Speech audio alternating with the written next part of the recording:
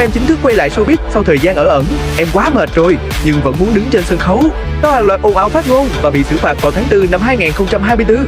Nam em từng tuyên bố rút khỏi showbiz, sống kín tiếng suốt nhiều tháng. Tưởng chừng đã khép lại ánh đèn sân khấu, nhưng mới đây cô bất ngờ nhận show hát tại một club ở Quảng Ngãi, khiến khán giả không khỏi ngỡ ngàng. Giọng hát cảm xúc cùng vẻ ngoài xinh đẹp giúp Nam em nhận về nhiều lời khen, báo hiệu hành trình trở lại đáng chú ý. Trên trang cá nhân, Nam em viết bài chia sẻ dài, hé lộ khoảng thời gian phải vật lộn với trầm cảm và khủng hoảng tâm lý. Cô thừa nhận từng khóc rất nhiều trước khi biểu diễn và chỉ có thể tự mình chữa lành. Em quyết định mặc đồ đẹp, bước lên sân khấu và làm chủ ánh đèn.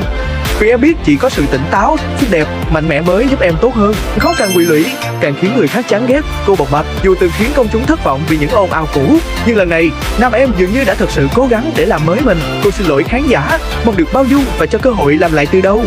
Sau tất cả, người đẹp sinh năm 1996 đang dần chứng minh rằng dù có ngã bao nhiêu lần, cô vẫn muốn đứng dậy và hát. Không drama, theo dõi A23 nha.